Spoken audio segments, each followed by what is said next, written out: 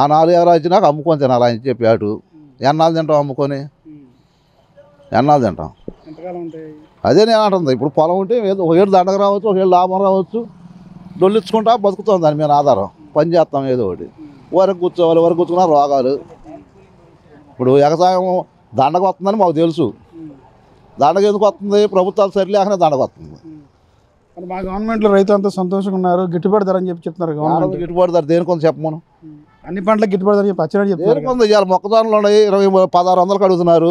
Government 2400 మద్దతు ధర ఇచ్చింది. మరి 18,000 100 ఏమి ఇచ్చాడు. ఒక్క కింటా కొనలేదు రైతు కాడ. సీసీఐలో ఒడ్డు కొనట్లేదు. ఒడ్డు ఎప్పటికప్పుడు కొంటున్నాము, డబ్బులు కూడా ఇచ్చేతని చెప్తున్నారు కదా సివిల్ సప్లై మంత్రి. చెబుతారు, అంతే చెబుతారు. ఉండోడికి తెలిసిద్ది, ఒడ్డుండోడికి. లేనోడికి నువ్వు ఆడుంటావు. నా దగ్గర పంట ఉండోడి నాకు తెలిసిద్ది. నీకేం తెలిసింది? మైక్ ముందు నుంచో చెబుతాను నేను కూడా కొంటున్నానని. నేను కూడా చెబుతా 20,000 కొంటున్నాడు అని. మాట కదే నువ్వు టీవీలో వేస్తావు రేపు పొద్దున పోయి. అంతేకాదు ఏ పంటగా గిట్టుబాటు ధర లేదు. మేము కొనేవాడికి అన్నిటికీ పెరిగింది. మేము కొనేవాడికి అన్నిటి ముందు కట్టలు కానించి, అన్ని పురుగు మందులు కానించి, అన్నిటికి కూలి రేటు కానించి అన్నీ పెరిగినాయి. మేము అమ్ముకునేదానికి రేట్లు లేవు. దండగ రాక ఏం చేస్తారు రైతులు?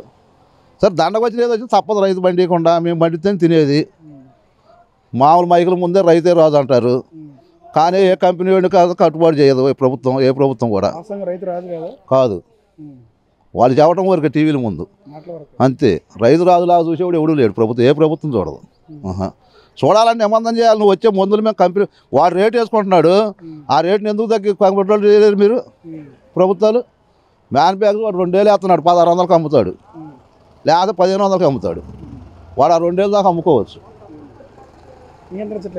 ఎందుకు నియంత్రణ లేదు? ఇప్పుడు దాన్ని నియంత్రణ చేస్తే ఎందుకు వేస్తాడు? రేటు ఎందుకు ఇస్తున్నారు మీరు? నిర్ణయించే రేటు. ఇప్పుడు మా అమ్ముకోవాలంటే నువ్వు నిర్ణయించాలి రేటు, నువ్వు అమ్మాలంటే నువ్వు నిర్ణయించాలి రేటు. మరి ఆడంకా రైతు రాజు, రైతు రాజు అని ఎవడు చెప్పమను. అంతే. మైకుల ముందు ఎవడ రైతే రాజు, ఎండు మొక్క దేశానికి అని వీడు పండిస్తే వీడు నోట్లో దుమ్ము దేంగి వాళ్ళు తింటారు. అది వీడు పంట పండిస్తే కష్టపడి వాడు కమ్మంగా అమ్ముకొని మా దగ్గర 500 కొని వాడు 1000 రూపాయలు అమ్ముకొని వాడు ప్రభుత్వానికి కొంత లంచం ఇస్తాడు. వాడు హాయిగా బతుకుతాడు.